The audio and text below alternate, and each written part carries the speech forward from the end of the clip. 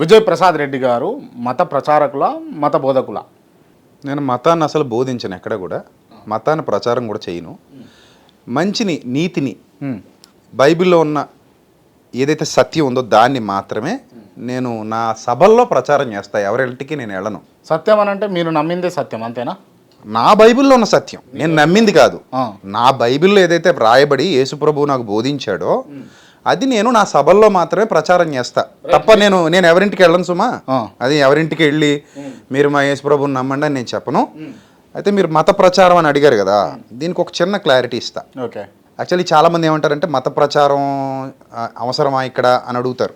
అంటే ఈ సభలు అవసరమా, దేవుడి గురించి చెప్పాల్సిన అవసరం ఉందా అని అడుగుతారు.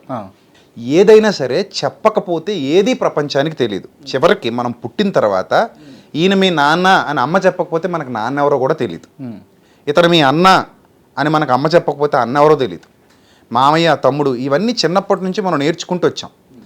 ఇక్కడ మత ప్రచారం అన్న క్వశ్చన్ రేజ్ అయితే మరి భారతదేశంలో ఎందుకు అని అడగొచ్చు. భారతదేశంలో మేము ఎవరైనా చేస్తున్నామా, హిందువులు ఎవరైనా మత ప్రచారం చేస్తారా అని ఒక క్వశ్చన్ ఉంది.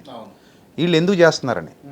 దాని పాయింట్ ఏంటంటే అసలు హిందూ దేశంలో హిందూ ప్రచారం ఎందుకు అవసరం లేదు. అరబ్ కంట్రీలో ఇస్లాం ప్రచారం అవసరం లేదు. అమెరికాలో క్రైస్తవ ప్రచారం అవసరం లేదు. అది ఎక్కడ లేదో అక్కడ ప్రచారం చేస్తారు. ఇప్పుడు మా బట్టల కొట్టులో బట్టలు కొనండి అని నేను చెప్పక్కర్లా. బట్టల కొట్టు బయట చెప్పాలి. బట్టల కొట్టులో కూర్చొని ఇక్కడ ఈ చీర బాగుంటుందండి, బట్టలు కొనండి అని అరిసినా ఉపయోగం లేదు. వచ్చేవాడు ఏమైనా ప్యాకేజ్ ఉంటుందా మరి? అట్లా పాయింట్ నేను చెప్పేది వినండి. ఇప్పుడు మత ప్రచారం అనేది అన్ని మతాల్లో జరుగుతుంది. ఈవెన్ ఒక చిన్న వీడియో మీకు ఫోన్లోనే చూపిస్తాను. మొన్న ఇజ్రాయెల్లో ఇస్కాన్ వాళ్ళు ఉన్నారు కదా, ఇస్కాన్ వాళ్ళు అక్కడ మత ప్రచారం చేస్తున్నారు.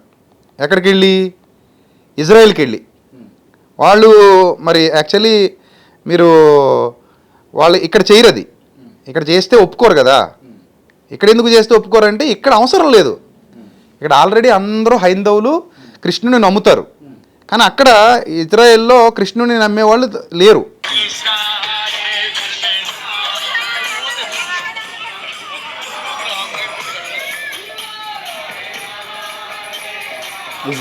ఇజ్రాయెల్ అది అక్కడున్న మా అక్క పంపించింది అనమాట. పేపర్లు పంచిపెట్టుకుంటూ కృష్ణ హరే రామ హరే అని పాటలు పాడుకుంటూ రోడ్ల మీద తిరుగుతున్నారు చూడండి.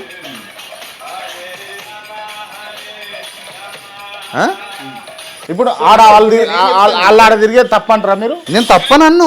నేను ఎందుకు తప్ప అంటాను? నేను తప్పను. జాగ్రత్తగా మాట్లాడుతున్నారు మీరు. అసలు ఏ జాగ్రత్త ఏంటి? తప్పని అనాలి అయింది. ఇప్పుడు నేను అంటున్నాను. ఇప్పుడు వాళ్ళు ఇజ్రాయెల్కి వెళ్ళారు. వాళ్ళు ఎవరో హిందువులు కాదు, వాళ్ళు ఎవరో విదేశాల్లో పుట్టినోళ్ళు. వాళ్ళకి ఎలా తెలిసింది హిందూ మతం గురించి, కృష్ణుడి గురించి, హరే హరే కృష్ణ ఎలా తెలిసింది వాళ్ళకి? ఎవడో చెప్పబట్టే కదా మీలాంటోడో నాలాంటోడో నేర్చుకున్నారు, నమ్మారు. అంటే ఎవడో ప్రచారం చేయకపోతే ఇజ్రాయెల్కి ఈ హరే రామ హరే కృష్ణ అనేది వెళ్ళదు కదా. అంటే ఇప్పుడు నా పాయింట్ ఏంటంటే ఎవడ మతం వాడు ప్రచారం చేస్తున్నాడు. ప్రచారం ఇప్పుడు ప్రవహించకపోతే నది ఎండిపోద్ది, ప్రకటించకపోతే మంచి మరుగైపోద్ది, ప్రచారం చేయకపోతే ఏ మతమైనా నాశనం అయిపోద్ది. ప్రచారం చేయాల్సిందే అంటారు. అంటే మంచిని చెప్పాలి. ఇప్పుడు ఇష్టమైనోడు వింటాడు, కష్టమైనోడు వినడు.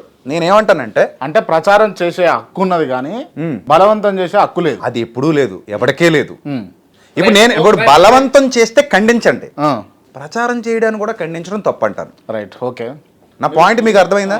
ఇప్పుడు ఇజ్రాయెల్ వెళ్ళి మీరు ఎవరు హరే రామ హరే కృష్ణ అంటున్నారు, ఇక్కడ ఇజ్రాయెల్ రా ఇది అంటే తప్పు అంటాను నేను. అది వాళ్ళ ఇష్టం. వాళ్ళ వీధుల్లో మీకు పరపత్రాలు ఎంచుకుంటూ హరే రామ హరే కృష్ణ చెప్పుకుంటూ వెళ్ళిపోతున్నారు. మీ ఇంటికి అయితే రాలేదు కదా. సో పోయి వాళ్ళు పోనీ, నీకు ఇష్టమైతే తీసుకో, లేదంటే ఇగ్నోర్ చేసుకుంటూ వెళ్ళిపో, వాళ్ళు అలా వదిలేయి. నేను అనేది అది క్రిస్టియన్ అయినా, హిందూ అయినా, ముస్లిం అయినా, ఎవరైనా సరే. ఇప్పుడు హైందవ దేశంలో హైందవ్యాన్ని ప్రచారం చేయాల్సిన అవసరం లేదు. మేము చేస్తున్నామా అని అడగకూడదు. Okay, right. అలాగే అమెరికాలో క్రిస్టియానిటీని ప్రచారం చేయాల్సిన అవసరం లేదు. కువైట్ వెళ్ళి ఇస్లాంని ప్రచారం చేయాల్సిన అవసరం లేదు. లేని చోట కదా చేస్తారు ప్రచారం. Right, okay, right. మీరు చిన్న ఉన్నప్పుడు గుళ్ళోకి వెళ్ళిరా?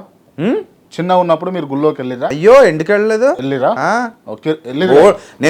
నేను ఎప్పుడు గీతా మందిరంలోనే ఉండేవాడిని. రైట్. తోటలో మహాలక్ష్మి తిన్నారా మీరు ఎప్పుడన్నా? బోల్డ్ సార్లు. బోల్డ్ సార్. తోటలో మహాలక్ష్మ తల్లి జాతర జరుగుతుంది మా ఊళ్ళో, మహాలక్ష్మమ్మ. అక్కడే ఉండేవాడిని. ఆ కానుకలు పెట్టేవాడిని. రోడ్ల మీద బస్సులు ఎక్కి తీర్థం చేస్తున్నాం చందాలు వేయండి అని బస్సులు వెళ్ళేవాళ్ళని ఆపి ప్లేట్లు ఇచ్చేవారు మాకు కుంకుమ వేసి. ఆ ప్లేట్ పట్టుకుని వచ్చే బస్సు ఎక్కి ప్రయాణికులు అందరూ చందాలు వేసేవారు మాకు, అవి పట్టుకొచ్చి హుండీలు వేసేవాళ్ళం. ఆ బొట్టు పెట్టేవాళ్ళం అందరికీ, మహాలక్ష్మి తల్లి బొట్టు నా చిన్నప్పుడు. అలా నేను చేశాను. నా క్వశ్చన్, మీరు ప్రసాదం తిన్నరా చిన్న ఉన్నప్పుడు? ఇప్పుడు కూడా తింటా. ఇప్పుడు తింటురా? ఎప్పుడైనా తింటా. రైట్. బైబిల్లో ఏమన్నా ఇతర మతాలకు సంబంధించినటువంటి ప్రసాదాలు తినకూడదని ఉందా? అంటే ఉంది. ఏ విగ్రహానికి అర్పించింది తినొద్దు, వాళ్ళ విశ్వాసాన్ని నమ్మితే తినొద్దని ఉంది. రైట్. ఇప్పుడు కొన్ని చర్చిలలో విగ్రహ ఆరాధన నడుస్తుందా, నడుస్తలేదు? ఇది నేను లెట్ మీ కంప్లీట్. ఇది క్లియర్ చేసిన తర్వాత కొంతమంది అపార్థం చేసుకుంటారు. కొంత చిన్న వివరణ ఇచ్చిన తర్వాత అది కూడా చెప్తా. ఈ వివరణ ఏంటంటే, ప్రసాదం అనే పదార్థం ఏదైతే ఉందో అది మీరు యేసుప్రభు బొమ్మ దగ్గర పెట్టినా, మరియమ్మ బొమ్మ దగ్గర పెట్టినా, రాముడు బొమ్మ దగ్గర పెట్టినా అందులోకి ఏదైనా వస్తుందా? విషం ఏమైనా చేరుతుందా? పోనీ ఆ పదార్థం ఏమైనా పెరుగుతుందా, తరుగుతుందా? కదా. సో పదార్థం లాగే ఉంటుంది, విగ్రహం లాగే ఉంటుంది. కాసేపటికి వేడిగా ఉన్నది చల్లగా అవుతుంది తప్ప అందులో మారేది ఏమి ఉండదు. 2-3 రోజులు వదిలేస్తే కంపు కొడద్దు తప్ప అందులోకి వచ్చే గొప్పతనం ఏమి ఉండదు. ప్రసాదం కూడా పాడవుతుంది వదిలేస్తే, చీమలు పడతాయి. సో ఇక్కడ పాయింట్ ఏంటంటే, మీరు మంచి మనసుతో, మనసులో ఏ కల్మషం లేకుండా మీ దైవాన్ని ప్రార్థించుకుని ఏదైనా తినండి. మీ ఇష్ట దైవాన్ని, అంటే మీరు రాముడిని ప్రార్థించుకుంటే మీరు రాముని ప్రార్థించుకుని తినండి. నేను యేసుప్రభుని ప్రార్థించుకుని నేను తింటా. పదార్థంలో లేదు మార్పు, మన అంతరంగంలో ఉంది మార్పు, మన మైండ్లో. ఇప్పుడు వినాయక చవితికి వినాయకుడు ముందు పెట్టి పూజలు చేసినటువంటి ప్రసాదం పెడితే మీరు తింటారా? నేను ప్రార్థన చేసుకుని తింటా, ఎందుకంటే నేను వినాయకుడిని నమ్మను కదా. నేను వినాయకుడి దగ్గర పెట్టిన ప్రసాదం నేను మీకు పెడతా, మీరు తింటారా? తింటాను అంటున్నాను కదా, తింటాను. మరి తినొద్దని రాసిందా ఏమన్నా బైబిల్లో? అదే చెప్తున్నాను, లెట్ మీ కంప్లీట్ అంటే మధ్యలో వచ్చారు మీరు. అదే చెప్తున్నప్పుడు ఏంటంటే, విగ్రహార్పితాన్ని బలహీనమైన మనస్సాక్షి గలవాడు అందులో ఏదో ఉంది అనుకుని తింటే వాడు మనస్సాక్షి బలహీనం అవుతుంది. కాబట్టి ఇక్కడ విగ్రహార్పితాలు అనగానే బలులు ఇచ్చేవారు పూర్వం. ఏ బలులు? పసిబిడ్డలను బలులు ఇచ్చిన సంప్రదాయాలు కూడా ఉన్నాయి, జంతు బలులు ఇచ్చిన సంప్రదాయాలు ఉన్నాయి. అందులో ఏదో ఉంది అనుకుని భ్రమపడి తింటావేమో, విగ్రహం వట్టిది అందులో ఏమీ లేదు అని రాసి ఇంక నువ్వు ఆ భావజాలలో కేళ్లకు అని చెప్తాడు. ఇంకొంచెం ముందుకెళ్ళిన తర్వాత అంటాడు, అసలు విగ్రహంలోనూ లేదు, ఏమీ లేదు, విగ్రహం దగ్గర పెట్టిన దాంట్లోనూ ఏమీ లేదు, నీ మనస్సాక్షిలోనే అంతా ఉంది. ఒకవేళ ఎవరైనా నీ దగ్గరకు వచ్చి నీకు ప్రేమగా ఏదైనా ఇస్తే అది తీసుకొని తిను.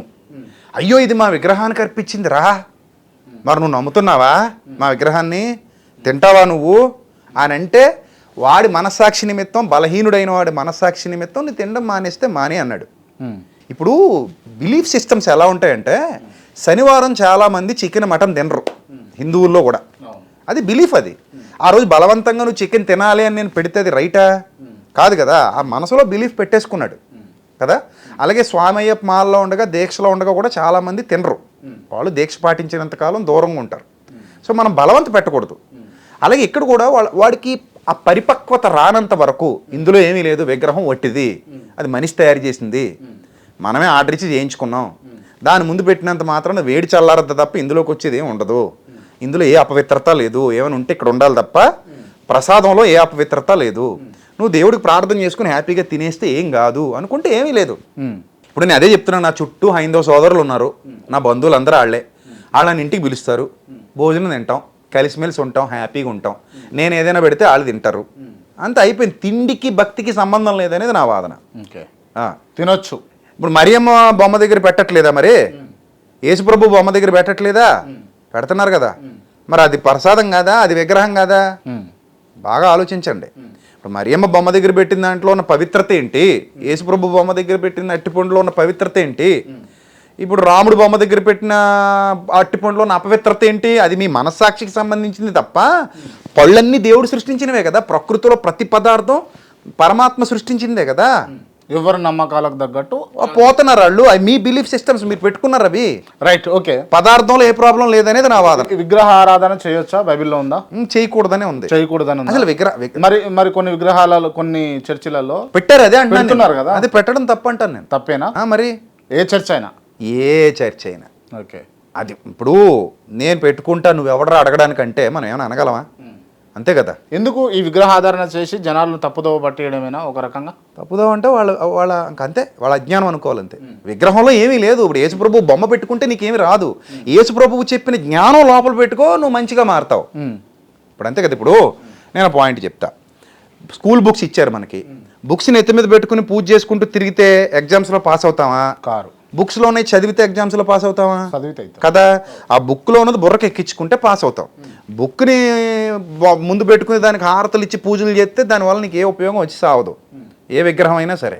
సో నేనేమంటానంటే, నువ్వు ఒక దేవుణ్ణి నమ్మితే ఆ దేవుడు నీకేమి నేర్పించాడు, అతని క్యారెక్టర్ ఏంటి, అతని క్రియలేంటి, అతను ఏమి నేర్పించాడు, అతను నీకు బోధించిన బోధ ఏంటి, అదంతా విని అది అడాప్ట్ చేసుకుని దాని ప్రకారంగా జీవించు. అప్పుడైతేనే నువ్వు పూర్తి స్థాయిలో నమ్మినట్టు. అంతే కదా. ఇప్పుడు కడుపుకు బిర్యానీ గట్టు తిరిగితే బాగుంటుందా, తింటే బాగుంటుందా? ఏది బాగుంటుంది? కడుపు బిర్యానీ పెట్టుకుని బెల్ట్ పెట్టేసుకుని ఇక బిర్యానీ నా పొట్ట మీద ఉందంటే ఎవరికి ఉపయోగం? విగ్రహారాధన కూడా అలాంటిది అనేది నా బిలీఫ్. సో బైబిల్ అదే చెప్పింది. సో కాబట్టి యేసుప్రభు విగ్రహాలు పెట్టకండి, మరియమ్మ విగ్రహాలు పెట్టకండి. ఆ విగ్రహాల వల్ల మీకేమి రాదు. మీరు ఆ యేసుప్రభు చేసిన బోధలు విని అలా మంచిగా బతకండి, నీతిగా యథార్థంగా ఆయన నీతిని ఆయన రాజ్యాన్ని వెతుకుతూ బతకండి. అది కరెక్ట్. ఇప్పుడు ఇది ఒక ఆయిల్ డబ్బా తీసుకొని కొన్ని చోట్ల చర్చిల ముందర ఆయిల్ డబ్బాలు అమ్ముతారు. ఆయిల్ డబ్బా బిజినెస్, అది ఆయిల్ డబ్బా తీసుకొని పోతే పాస్టర్ పూజ చేస్తాడు. ఆయిల్ డబ్బాలు అమ్మమని బైబిల్లో ఎక్కడా లేదు. ఆయిల్ డబ్బాలు అమ్మినా ఏమమ్మినా మతం పేరిటి ఏమమ్మినా అది బిజినెస్సే కదా. మంచిది అమ్మితే పోనీ బుక్ అమ్మాడు, ఆ బుక్లో ఏదో జ్ఞానం ఉంది కాబట్టి వాటి ప్రింటింగ్ అయిన ఖర్చు మనం కొనుక్కున్నాం అంటే ఒక అర్థం ఉంది. లేదా ఒక సీడీ అమ్మాడంటే అది కొనుక్కున్నాం అంటే నిజంగా అంటే పాస్టర్ ప్రేయర్ చేయడం వల్ల ఆ నూనె పరిశుద్ధం కాదంటారా? ఏం కాదు, ఏం కాదు. ఏదన్నా ఇంజూరీ అయితే అది తగ్గదంటారా? అంటే బైబిల్లో విశ్వాస సహితమైన ప్రార్థన రోగిని స్వస్థపరిస్థితి, ఎవడైనా రోగి ఏమి ఉంటే వెళ్ళి నూనె రాసి ప్రార్థన చేయమంటాడు.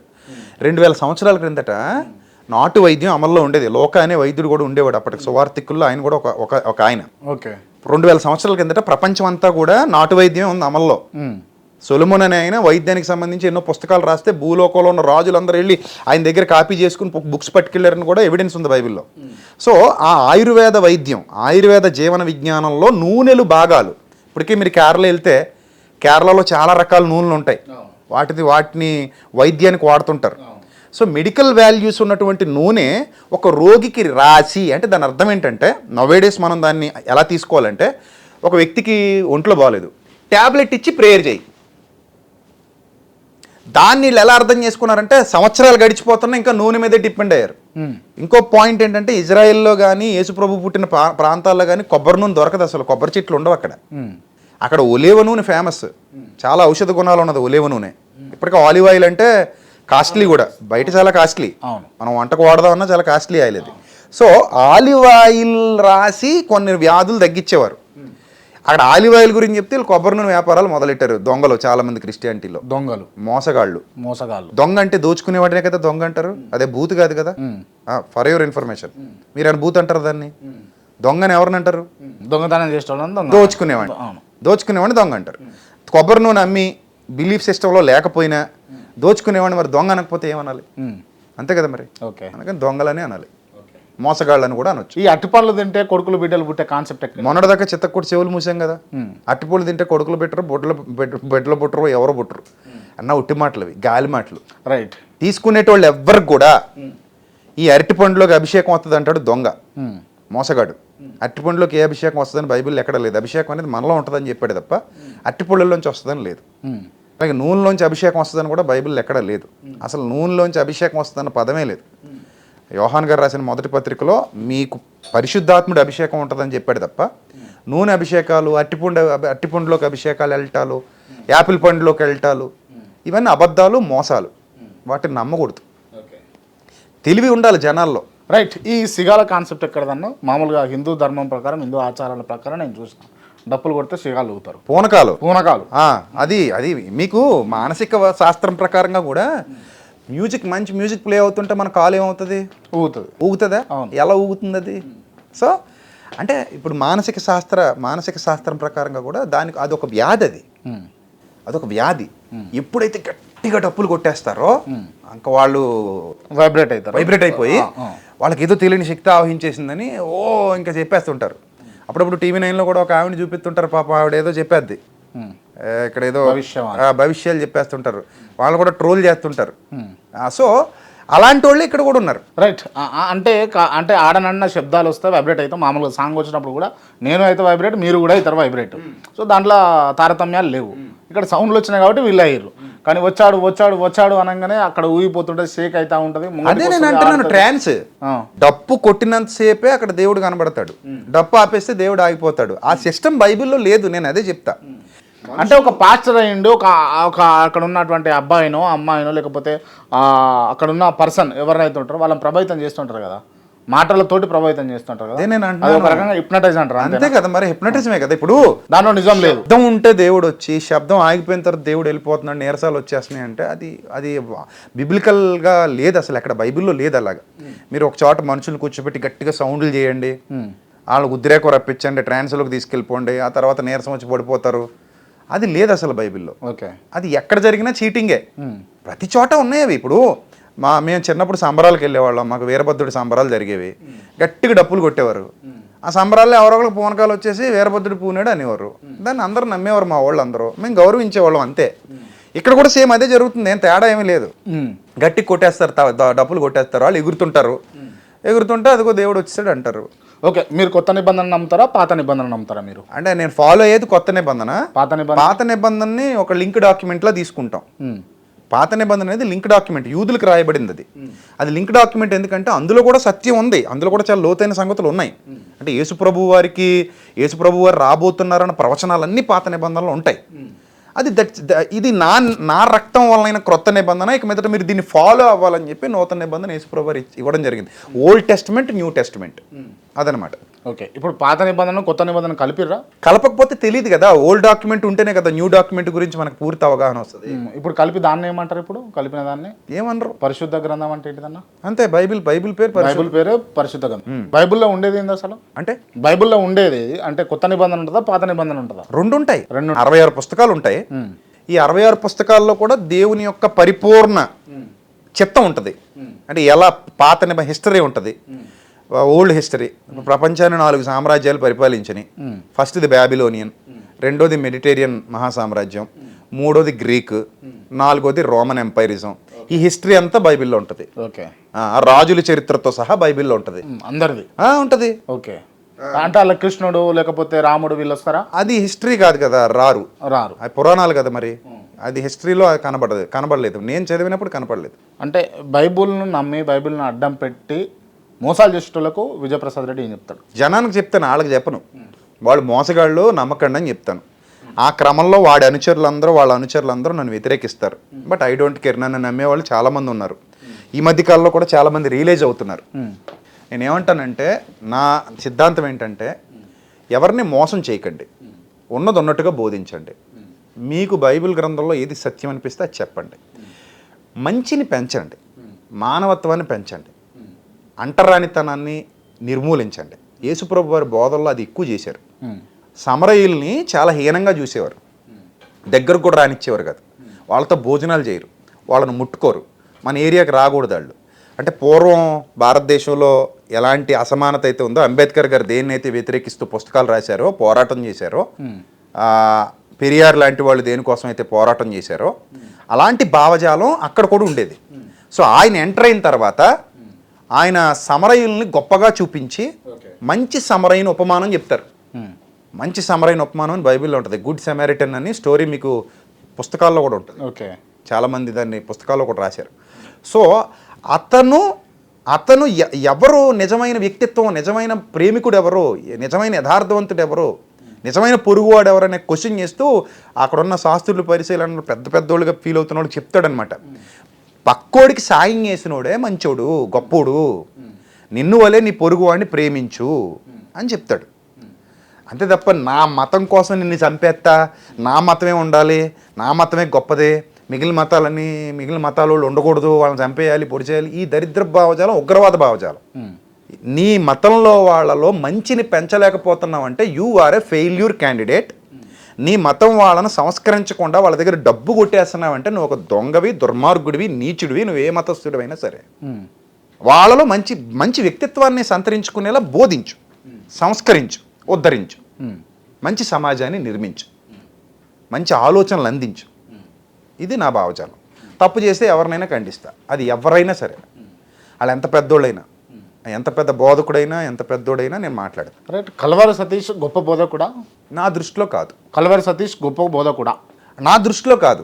కలవరి సతీష్ గారు నా దృష్టిలో కాదు. ఎందుకంటే ఒక ఆవిని పెయిడ్ ఆర్టిస్ట్ని పెట్టి నన్ను చాలా పచ్చిబూతులు తిట్టించాడు దశంభాగాల గురించి మాట్లాడినందుకు. అంటే ఇప్పటివరకు నేను పబ్లిక్లో మాట్లాడలేదు, ఫస్ట్ టైం నేను మీకు చెప్తున్నా ఈ విషయాన్ని. ఓకే, చాలా పచ్చిబూతులు తిట్టించాడు. ఆవిడ ఎంత దారుణంగా నన్ను తిట్టిందంటే వీడియోలో చాలా భయంకరంగా తిట్టింది. తిడితే అసలు దీని వెనక ఎవరున్నారు, ఈవిడ ఎవరు, నన్ను ఎందుకు తిడుతుంది నాకు తెలియదు. నా ఫ్యామిలీని కూడా తీసుకొచ్చి తిట్టింది. ఆవిడకి ఏమీ తెలియదు నా ఫ్యామిలీ గురించి. అయినా ఇష్టం వచ్చినట్టు నా ఇంట్లో వాళ్ళ గురించి అది మాట్లాడి తిట్టింది ఆవిడ.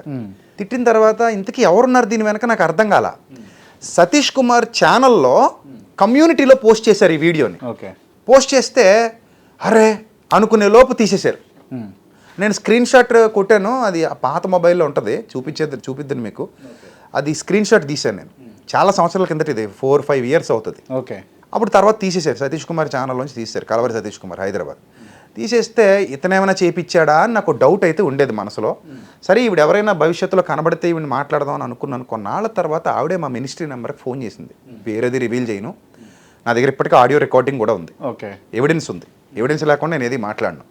సో ఆవిడ నాకు ఫోన్ చేసి తప్పు అయిపోయిందండి, నేను చాలా తప్పు చేశాను, దానికి ప్రతిఫలం అనుభవిస్తున్నాను, నా కూతురు చచ్చిపోయింది, నేను ఇప్పుడు చాలా బాధలో ఉన్నానండి, మిమ్మల్ని అన్యాయంగా దూషించాను, నన్ను క్షమించండి, మీ గురించి నాకు ఏమీ తెలీదు, చాలా తప్పుగా మాట్లాడానండి మీ గురించి అని చాలా బోర్ని ఏడుస్తుంది. నేను అప్పుడు అడిగాను, అమ్మా అసలు నువ్వెవరో నాకు తెలియదు, నీ మీద నాకేం కోపం లేదు, ద్వేషం లేదు, నువ్వు తిట్టావులే, బాగా వైరల్ అయింది వీడియో అది. ఒక ఆడావిడ నన్ను తిట్టడం అంటే మరి వైరల్ అవుతుంది కదా, భయంకరంగా తిట్టింది. మా బంధువులు కూడా నాకు వాట్సాప్లో పంపించేవారు, ఎవర్రా నేను ఇలా తిడుతుందంటే నాకు తెలీదు అన్నయ్య, నాకు తెలీదు మామయ్య అని మా బంధువులు కూడా చెప్పేవాడిని, వాళ్ళు హిందువులే. పంపించాడు, పోనీ క్యాజువల్గా తీసుకున్నాను నేను. కొన్నాళ్ళు మా ఆవిడ ఏడ్చింది, ఎవరండి ఇలా తిడుతున్నారు, లైట్ తీసుకెళ్ళంటే పట్టించుకోకు, ఆవిడ ఎవరో మనకు తెలీదు, దానికి నువ్వు ఏడవలసిన పనే ఉంది, వదిలే అని చెప్పేసి నేను దాన్ని ఓదార్చా. ఆ తర్వాత లేటెస్ట్గా ఒక 1 ఇయర్ ఎంతో అవుతుంది, నాకు ఫోన్ చేసింది, మా మినిస్ట్రీకి చేసింది. నేను పోతున్నా ఎక్కడికో మీటింగ్కి, కారులో మాట్లాడితే చెప్పింది, ఇలా జరిగిందండి, నేను అస్సలు మాట్లాడాలని అనుకోలేదు, వేరే వాళ్ళకని చెప్పి మీ గురించి నన్ను కూర్చోబెట్టి నా గురించి మాట్లాడించి మీకోసం నాకు చెడ్డగా మాట్లాడించి వీడియో పెట్టించారండి అని చెప్పింది. అప్పటి వరకు సతీష్ కుమార్ గారి మీద కొంతైనా ఒక మంచి అభిప్రాయం ఉండేది. అప్పుడు అనిపించింది ఎంత దుర్మార్గుడా ఇతను, చిచ్చి అనిపించింది అనమాట. వేస్ట్, అది తప్పు కదా అది. నేను దశంభాగాల గురించి మాట్లాడా. దశంభాగాలు అనేవి ఓల్డ్ టెస్టిమెంట్లోవి, కొత్త నిబంధన ప్రకారంగా మనం ఎవరిని ఇబ్బంది పెట్టకూడదు.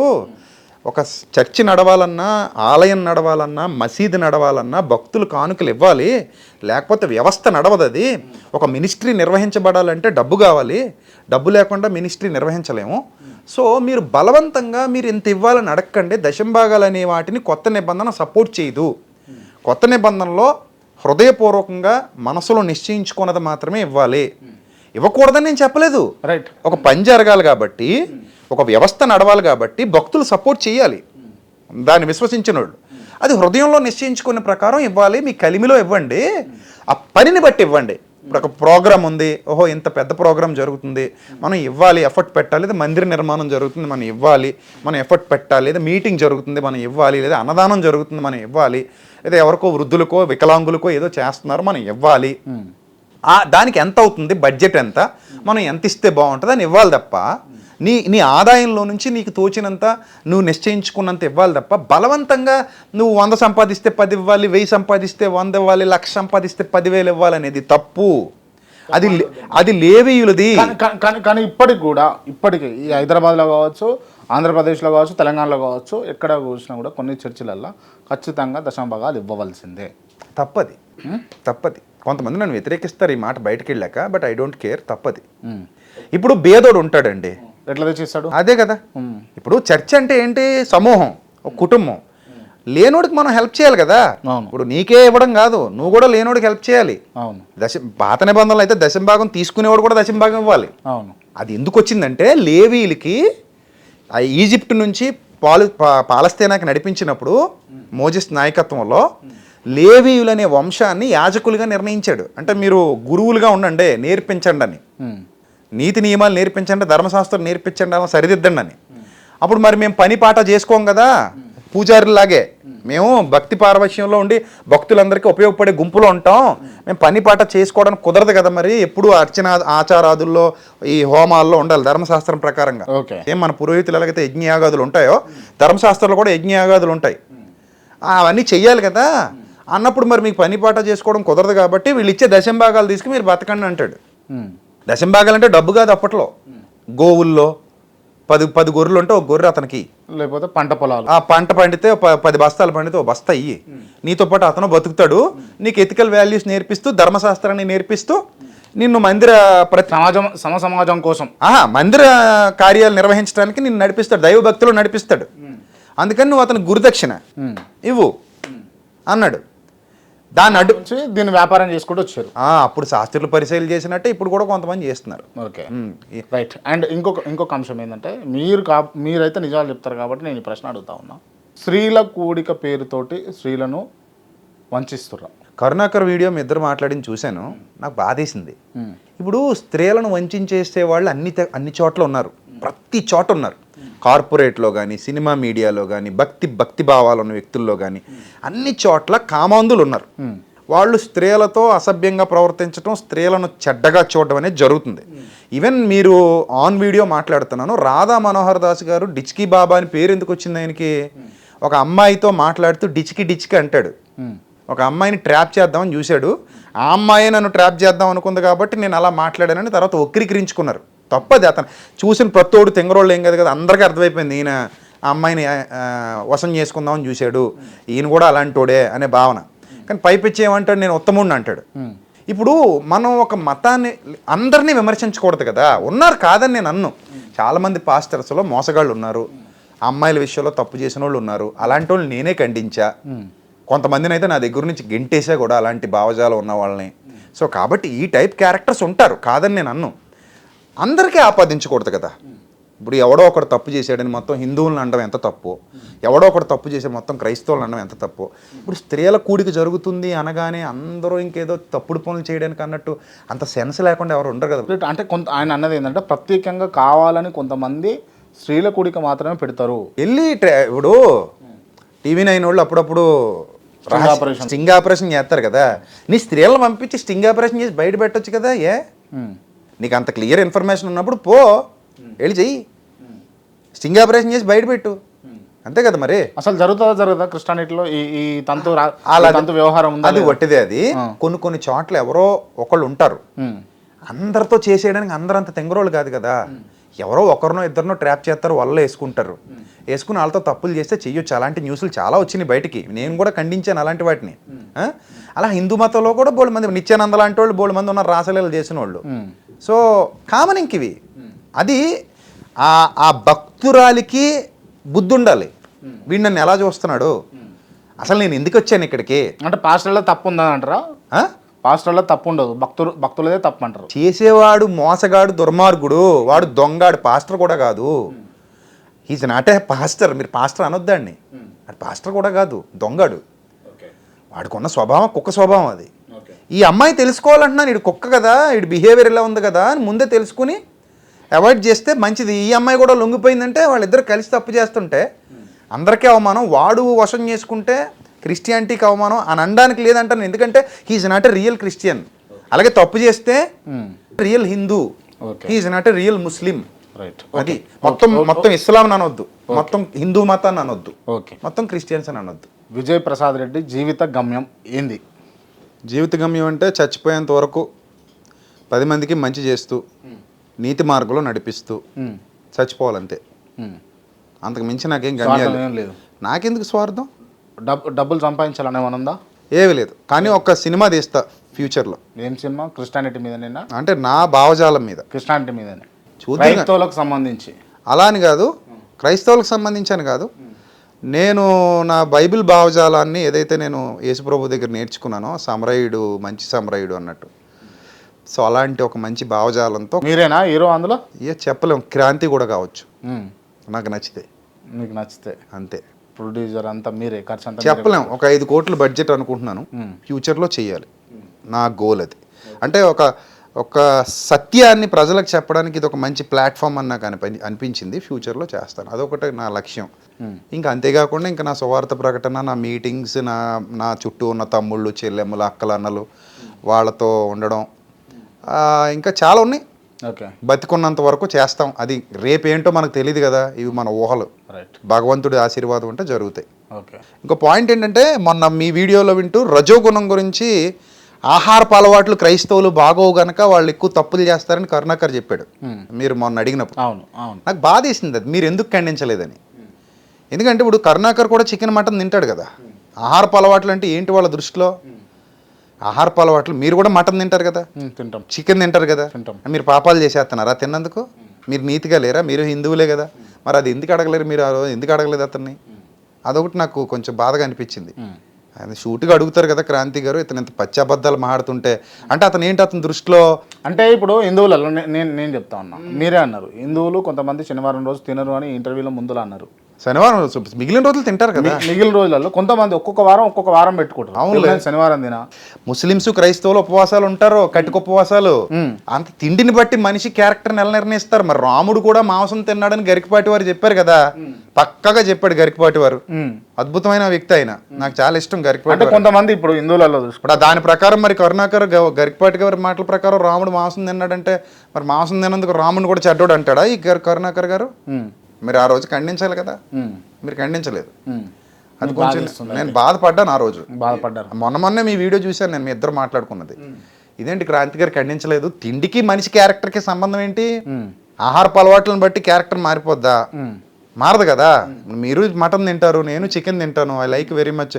నాకు ఇక్కడ బావర్చి బిర్యానీ అంటే చాలా ఇష్టం, తింటాను. తిన్నంత మాత్రం నేను క్రూరుని అయిపోయి భయంకరుని అయిపోయి విచక్షణ జ్ఞానం కోల్పోయి ఎవరి మీద పడితే వాళ్ళ మీదకి పోతామా? అందరూ ఉండరులే కానీ కొందరు ఉంటారు. సరే సరే ఓకే రైట్. ఇప్పుడు మనం ఇందాక కలవరి సతీష్ గురించి మాట్లాడినాం కదా. ఇప్పుడు క్రిస్టియానిటీలో కావాలని చెప్పేసి ఒకరు ఎదగడం కోసం ఇంకొకరిని తొక్కుతారు అన్న మాటను మీరు ఏకీభవిస్తారా? అన్ని చోట్ల ఒకడు ఎదగడం కోసం ఇంకొకరిని తొక్కేవాడు ఉంటాడు. అది వాడి క్యారెక్టర్ మీద డిపెండ్ అయి ఉంటుంది.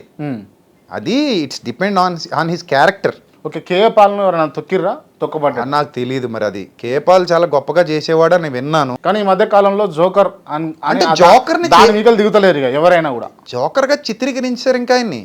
ఆయన చేసే పనులు కూడా క్రిస్టియానిటీలో ఉన్న వాళ్ళు రోడ్ల మీద వేయటాలు, క్రిస్టియానిటీలో ఉన్న వాళ్ళు చిత్రీకరించారా లేకపోతే ఆయన వర్తే అంటారు? నాకు అది తెలియదు. నాకు హిస్టరీ తెలియదు, ఆయన బ్యాక్ హిస్టరీ ఏం జరిగిందో కూడా తెలియదు. ఇలాగే నేను మీడియాలో చూడడం తప్ప. మీరు ఏమైనా చెప్తే తెలుసుకుంటాను, నాకు తెలియదు. అంటే ఆయన వర్తేనా అట్లా కావడానికి? ఆయన కేఏపాల్ను జోకర్ అనడానికి ఆయన వర్తే అంటారా? అంటే ఆ కామెడీ వీడియోలు అలాగ ఉన్నాయి మరి, అనొచ్చు అంటారు. ఆ వీడియోని బట్టి అంటున్నారు. అనొచ్చని నేను ఎందుకు అంటాను? నాకేంటి పని? నేను అన్న అలాగా ఎవరిని నేను అలా బ్లేమ్ చేయను, అది వాళ్ళ ఇష్టం. కానీ చేసే పనులు బాగాలేదు, నాకు నచ్చలేదు. మీ దృష్టిలో బ్రదర్ అనిల్ మంచి వ్యక్తి, నాతో బాగానే ఉంటాడు, ఆయన మాట్లాడుతుంటారు. మంచి వ్యక్తి. ఇంటర్వ్యూలో చాలా అంశాల మీద చర్చించినాం. మరో ఇంటర్వ్యూలో మళ్ళీ కలుద్దామన్నా. Thank you so much. Thank you. And interview close చేసే ముందు నేను కొంతమంది పేర్లు చెప్తా, వాళ్ళకి సంబంధించి మీరు ఓన్లీ 1 వర్డ్ ఆన్సర్ ఇవ్వాల్సి ఉంటుంది. ముందుగా రాధా మనోహర్ దాస్.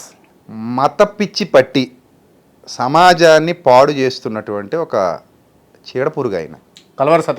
కలవరి సతీష్ నా దృష్టిలో ఆయన అబద్ధాన్ని నమ్మి ఆ అబద్ధం కోసం ముందుకు పోతున్నటువంటి వ్యక్తి. కరుణాకర్ సుగుణ.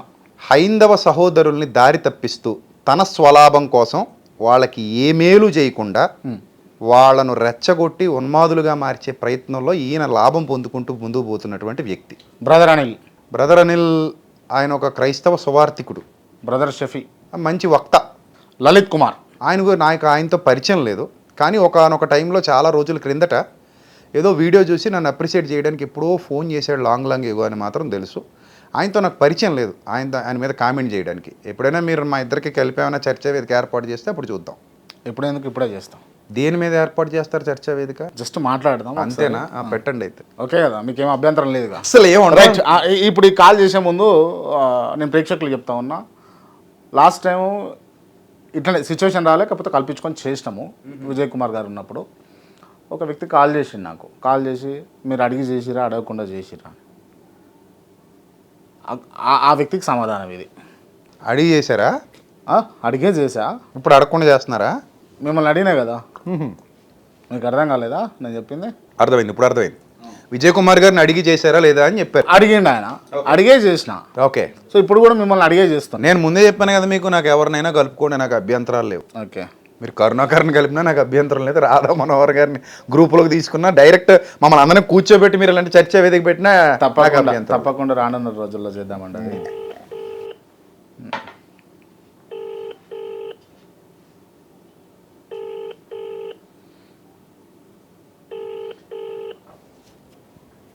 కేవలం అంటే మీరు ఇప్పటి వరకు చేసినటువంటి అంటే ప్రచారం కావచ్చు, బోధనలు కావచ్చు, ఆ అంశాలలో వీళ్ళకి నచ్చని ఏంది అన్నది ఒకటి అడుగుతాం. అడగండి, నాకు నచ్చనే ఉంటాయి మరి అందులో, నేను కూడా చెప్తాను అప్పుడు. లలిత్ గారు ఫోన్ లిఫ్ట్ చేయడం లేదు.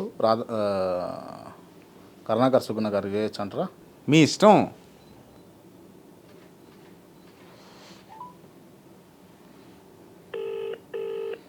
హలో, క్రాంతి గారు నమస్కారం. నమస్కారం అండి, బాగున్నారా? బాగున్నా, చెప్పండి. ఓకే, నేను ఒక ఇంటర్వ్యూలో ఉన్నానండి. సార్ ఎవరు సార్? నా ముందు విజయప్రసాద్ రెడ్డి గారు ఉన్నారు. సూపర్. ఓకే, కొన్ని అంశాల మీద మాట్లాడదామని చెప్పేసి సిచ్యువేషన్ వచ్చింది, మీకు కాల్ చేసినాను నేను జస్ట్ అంతే. రైట్, పరిచయం లేదు ఇప్పటిదాకా. ఓకే, ఒకసారి హలో చెప్పండి మీరు. హలో హలో లలిత్ గారు. నమస్కారం అండి, బాగున్నారా? నేను బాగున్నాను లలిత్ గారు, మీరు బాగున్నారా? Good sir, good. కాదు, లాంగ్ ఏగో ఒకసారి మీరు నాకు కాల్ చేశారు కదా రంజిత్ ఫిర్ ఇష్యూలో మాట్లాడినప్పుడు. అవును అవును, ముఖ పరిచయం లేదని చెప్తున్నారు. నేను ఇప్పుడు అది ఇంటర్వ్యూలో ఆయన అడిగితే ఓకే, లలిత్ గారి గురించి వన్ వర్డ్లో ఏదైనా చెప్పండి అన్నాడు. నేను లలిత్ గారికి నాకు పరిచయం లేదండి, ఎప్పుడో లాంగ్ ఏగో ఎప్పుడో 5-6 ఏళ్ల కిందట ఎప్పుడో ఆయన ఒకసారి కాల్ చేసిన గుర్తు నాకు. అవును. తర్వాత ఎప్పుడు నాకు ఆయనకి వ్యక్తిగతంగా ముఖాముఖి పరిచయాలు అయితే లేవు, ఎప్పుడు మాట్లాడుకోలేదు కూడా అని చెప్పాను అనమాట. ఇస్తున్నానండి క్రాంతి గారికి, ఏదో మాట్లాడతారట మీతో. ఓకే అండి, థ్యాంక్ యూ. రైట్, మీరు పదే పదే క్రైస్తవాన్ని వ్యతిరేకిస్తుంటారు కదా లలిత్ గారు. అంటే మీరు ఇప్పుడు విజయప్రసాద్ రెడ్డి గారు ఉన్నారు నా ముందు, మీరు ఏం అడగదలుచుకున్నారు మీరు? సరే, ఇంతవరకు ఆయన చేసినటువంటి బోధనలు కావచ్చు, ప్రచారాలలో కావచ్చు, మీకు నచ్చని అంశం ఏంది?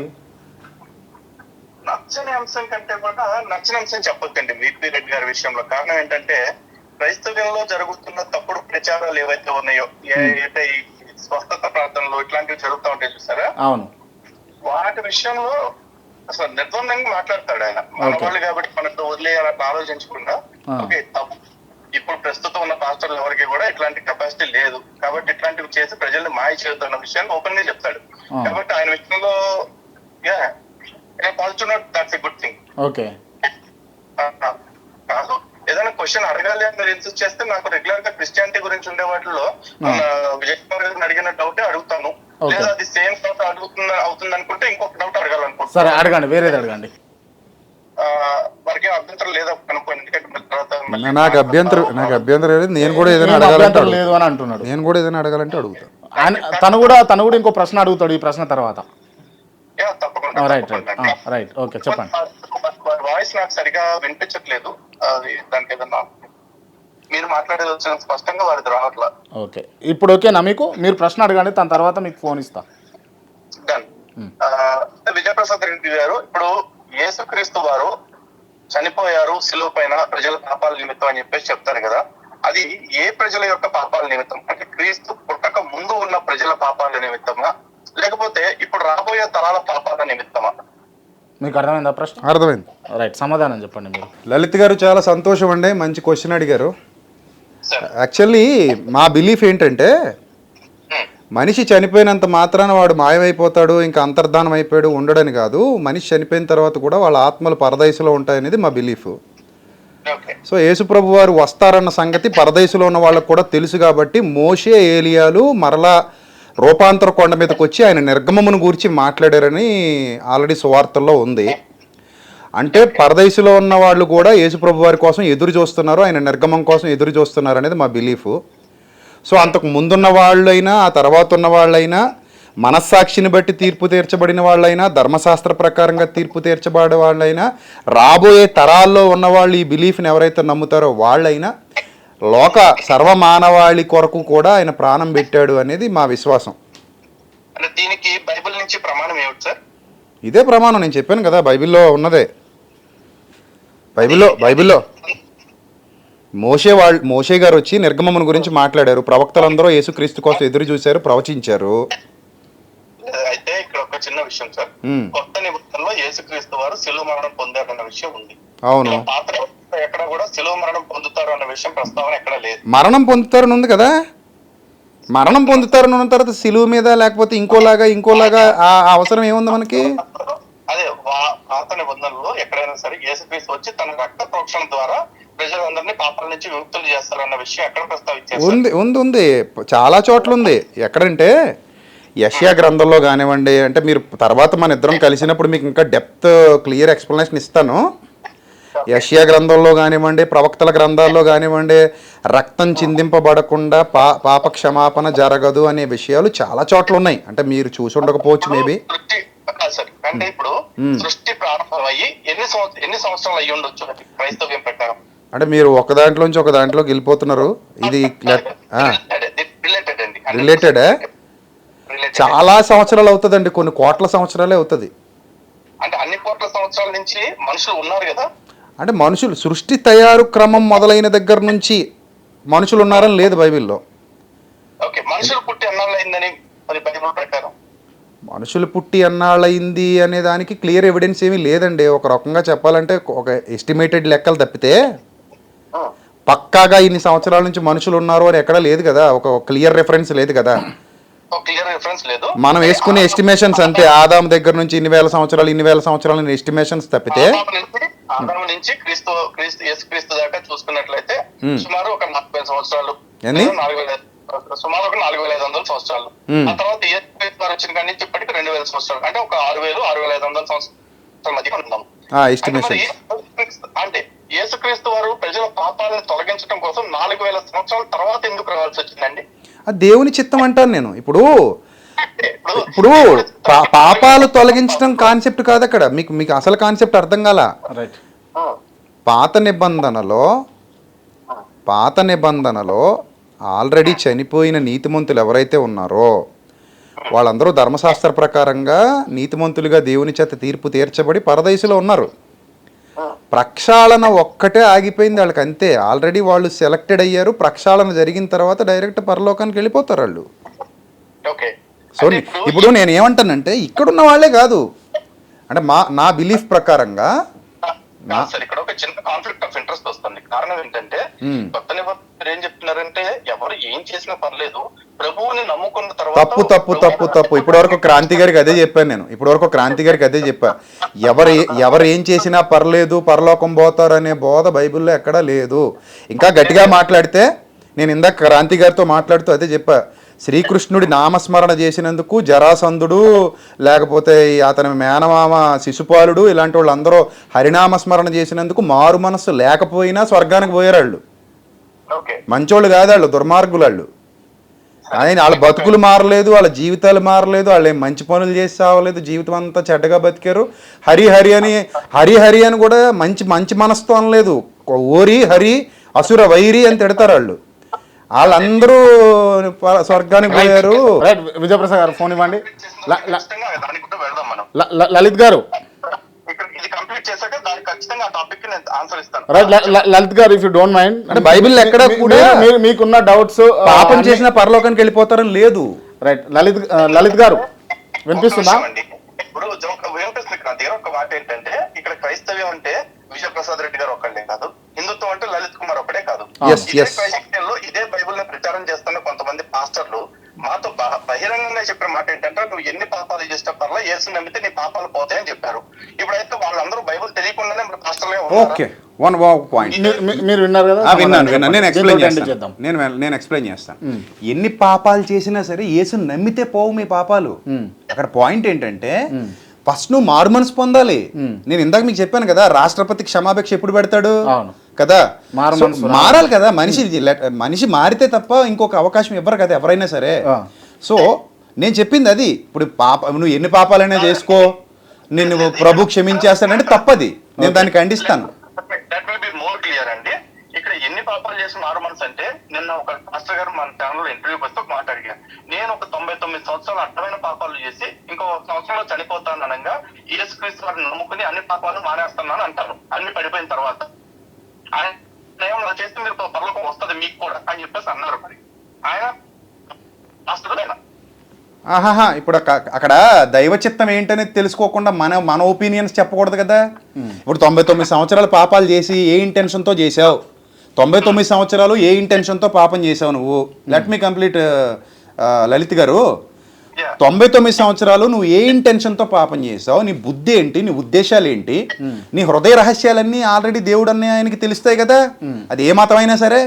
ఇప్పుడు నేను దొంగనయ్యి ఉండి, నేను కేటుగాడిని అయ్యి ఉండి ఆయన్ని మనిషిని చీట్ చేయగలను, దేవుని చీట్ చేయలేను కదా. ఇప్పుడు నేను మారిపోయిన బాబోయ్ నాకు పరలోకి ఇచ్చే అంటే ఇచ్చేస్తే ఆయన దేవుడు కాదు, ఈడు భక్తుడు కాదు. సో అలా చెప్పేవాడు తప్పు. సో ఇట్లా చెప్తున్న వాళ్ళు ఎక్కువ మంది ఉన్నారండి.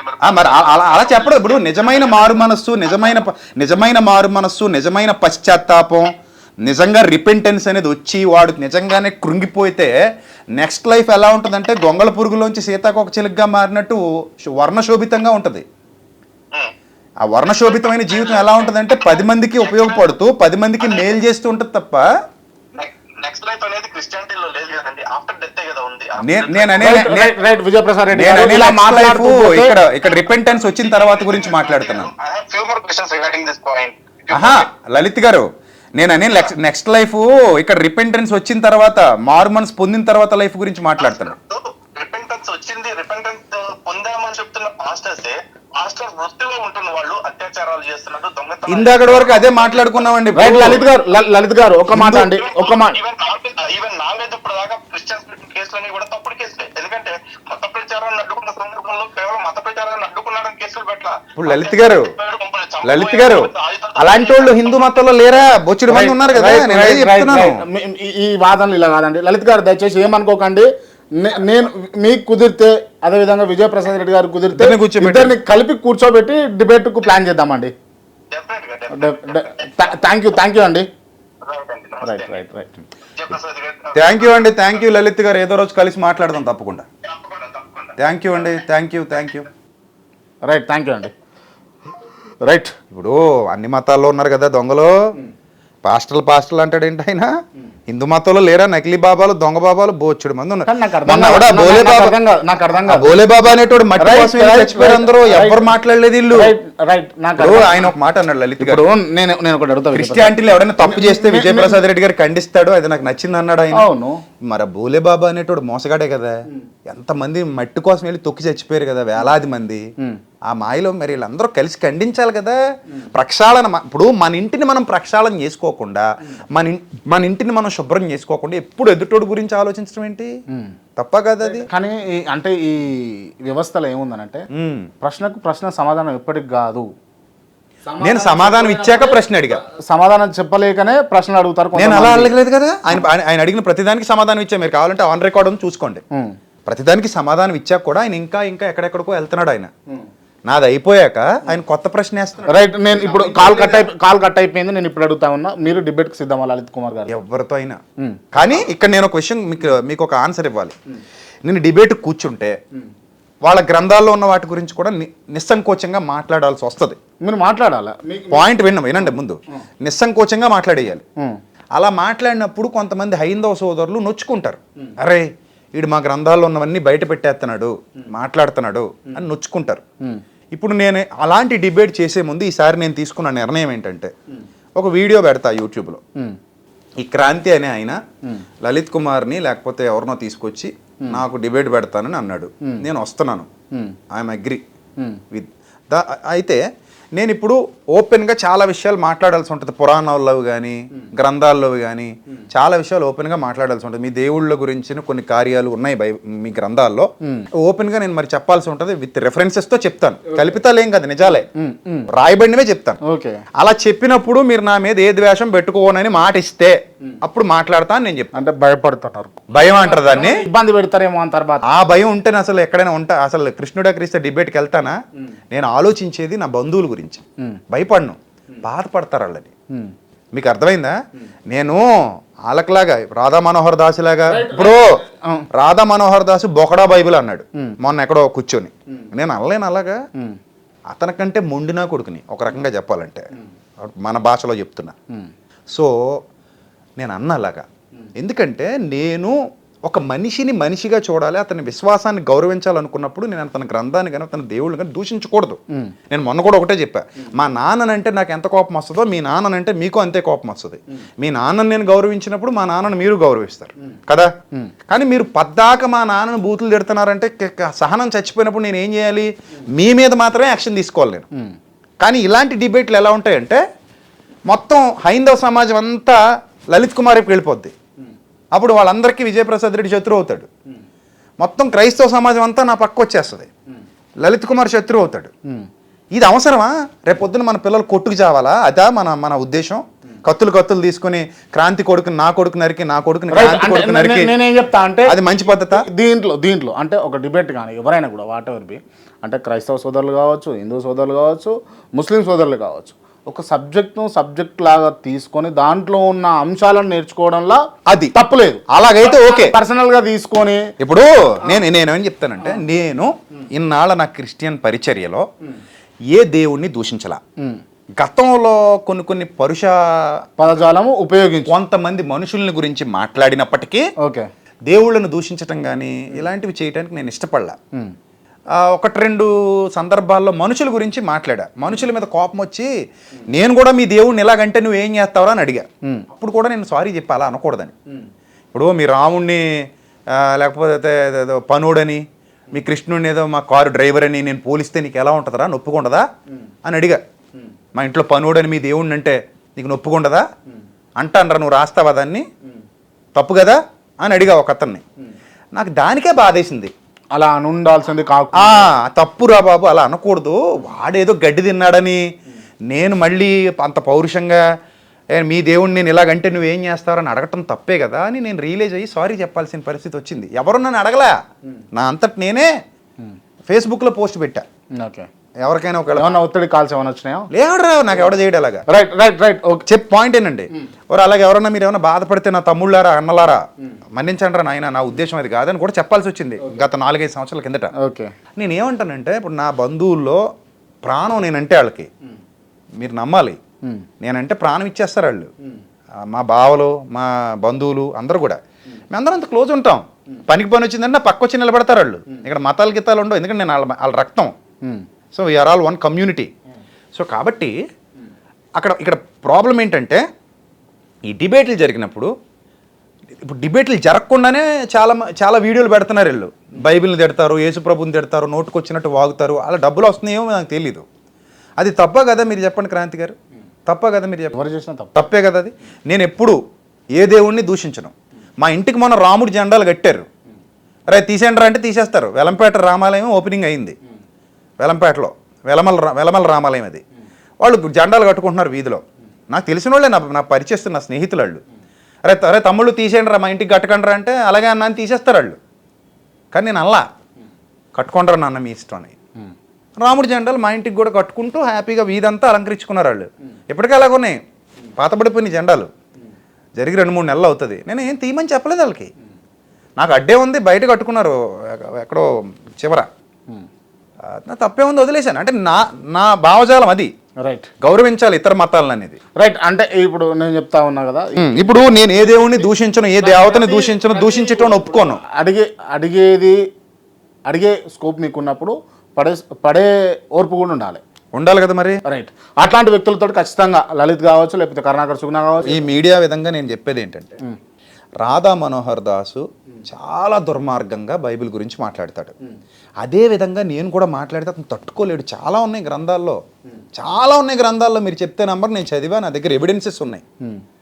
అవన్నీ నేను ఓపెన్గా మాట్లాడేస్తే వాళ్ళు తట్టుకోలేరు. నేను ఇప్పుడు రాధా మనోహర్ని దృష్టిలో పెట్టుకుని 4 గ్రంథాల గురించి మాట్లాడితే, మంచోళ్ళు చాలామంది హైందవ సోదరులు ఉన్నారు, వాళ్ళు ఏం పుస్తకాలు వేసి చదవరు, వాళ్ళు ఏదో వాళ్ళ భక్తాలు చేసుకుంటారు. వాళ్ళ మనోభావాలు దెబ్బతింటాయి, వాళ్ళు హట్ అవుతారు. ఓకే, అప్పుడు మన దేశంలో మనం బతకటానికి అది ఉపయోగపడదు. ఇప్పుడు నేను కరుణాకర్తో కూడా గతంలో ఒకటే చెప్పా, నా కొడుకు వచ్చి నీ కొడుకుని నరికి, నీ కొడుకు వచ్చి నా కొడుకుని నరికి, అదా మనం సృష్టించాల్సిన భావి భారతం. భారతదేశం నా మాతృభూమి, భారతీయులందరూ నా సహోదరులు. చిన్నప్పుడు ప్రతిజ్ఞ చేసాం, అది ముస్లిం అయినా హిందూ అయినా ఎవరైనా ఒకటే. నువ్వు రోడ్డు మీద వెళ్ళిపోతుంటావు, లారీ గుద్దేస్తుంది, రక్తపు మడుగులో పడి కొట్టుకుంటుంటావు. నీ మతం ఓడే రావాలి, అప్పుడు వస్తాడా? రాడు. ముస్లిం వస్తాడు, ఏం చేస్తావు? క్రిస్టియన్ వస్తాడు, ఏం చేస్తావు? నీకు రక్తం అవసరం, హిందూ రావాలని కోరుకుంటావా? అప్పుడు ఎవడొస్తే ఆడే దేవుడు. ఇప్పుడు ముస్లిం వచ్చాడు, రక్తం ఇచ్చాడు, ఎక్కించుకోవా? హిందూ వచ్చాడు, రక్తం ఇస్తాడు, ఎక్కించుకోవా? క్రిస్టియన్ వచ్చాడు, రక్తం ఇస్తాడు, ఎక్కించుకోవా? లోపలికి వెళ్ళక డాక్టర్ ఉన్నాడు, ఆ డాక్టర్ ఏ మతమో ఎవడికి తెలీదు, కానీ ప్రస్తుతానికి నీకు అతనే దేవుడు, దేవుని స్వరూపంలో ఉన్నాడు. హిందూ అయి ఉండొచ్చు, ముస్లిం అయి ఉండొచ్చు, క్రిస్టియన్ అయి ఉండొచ్చు, జైనుడు అయి ఉండొచ్చు, సిక్ అయి ఉండొచ్చు, బుద్ధిస్ట్ అయి ఉండొచ్చు. ఏ మతాన్ని నమ్మని నాస్తికుడై ఉండొచ్చు, ఎత్తిస్ట్ అయి ఉండొచ్చు, భగత్ సింగ్ లాగా. భగత్ సింగ్ ఎవరిని ఏ దేవుడిని నమ్మలా. సో కాబట్టి మరి ఏం చేస్తావు? అక్కడ నీకు మత ప్రస్తావన అభివృద్ధికి, మానవత్వానికి, మంచితనానికి, సహాయానికి పనికిరాదు. Right right okay. సో కాబట్టి మతాల పేరుతో దూషించడం మానేయండి. Right right okay. ఈ ఇంటర్వ్యూ క్లోజ్ చేసే ముందు మనం ఎక్కడ ఉన్నాం అంటే వన్ వర్డ్ ఆన్సర్లో ఉన్నాము. ఓకే. కేపాల్ ఒక గొప్పగా వెలిగి ఆయన చేయాల్సిన గొప్ప పనులు చాలా ఉన్నాయి. విదేశాల నుంచి డబ్బు తేగలిగే సామర్థ్యం ఆయన దగ్గర ఉంది. అది తెచ్చి ప్రపంచానికి, సమాజానికి మంచి చేయకుండా ఒక నియోజకవర్గానికో ఒక ప్రాంతానికో పరిమితం అయిపోయి రాజకీయాల్లోకి వెళ్ళి తప్పు చేశాడు అనేది నా అభిప్రాయం. వైఎస్ జగన్మోహన్ రెడ్డి మంచి నాయకుడు అని అభిప్రాయం. వైఎస్ షర్మిల మంచి నాయకురాలు. కేసీఆర్ మంచి నాయకుడు, గొప్ప నాయకుడు. రేవంత్ రెడ్డి ఆయన మంచి నాయకుడే. నేను ఎవరిని ఏమన్నా అసలు మీరు ఏం చెప్పినా ఇలాగే చెప్తా. ఎందుకు నాకు అవసరం ఏముంది? అవసరం లేదు కాబట్టి అబద్ధాలు చెప్తా అంటారు. అబద్ధాలే, నాకు తెలిసినవే చెప్తా. మీకు అనిపించినవి చెప్తారా, తెలిసినవి చెప్తారా? అనిపించినవే చెప్తా అంతే. తెలిసినా కొన్ని పబ్లిక్లో మాట్లాడకూడదు, అది సంస్కారం కాదు అది. ఇప్పుడు రైట్, ఈ ఇంటర్వ్యూ మొత్తం జరిగిపోయింది కదా, ఇందులో ఏమన్నా అబద్ధాలు కానీ లేకపోతే దాచిపెట్టడాలు కానీ ఉన్నాయా? ఇంటర్వ్యూలో ఏమీ అబద్ధాలు చెప్పలేదు. దాచిపెట్టరేమా? మీరు మనుషుల గురించి అడిగినప్పుడు మాత్రం నేను వాళ్ళలో చూసిన పాజిటివ్ కార్నర్ మాత్రమే చెప్తా. ఓకే, నెగిటివ్ చెప్పను. కానీ మీరు మతోన్మాదుల గురించి అడిగినప్పుడు మాత్రం అది ఉన్మాదం. అది ఏ మతమోడైనా సరే మతోన్మాదం ఉండకూడదు. నేను దాన్ని ఇష్టపడను. రైట్. అమ్మతేజ ఒక అబద్ధాన్ని నమ్మి ముందుకు పోతున్న వ్యక్తి, డబ్బు కోసం అనుకుంటాను. విజయప్రసాద్ రెడ్డి మీరేమనుకుంటున్నారు? అదే ఇంతసేపు మాట్లాడారు కదా. విజయ్ కుమార్ మంచి వ్యక్తి. కిరణ్ పాల్ మంచి వ్యక్తి. క్రాంతి మంచి వ్యక్తి. రైట్. నన్ను అడిగిండు కదా విజయప్రసాద్ రెడ్డి మంచి వ్యక్తి. థ్యాంక్ యూ అన్న, thank you so much. Thank you, love you. Next time మళ్ళీ కలుద్దాం. రైట్.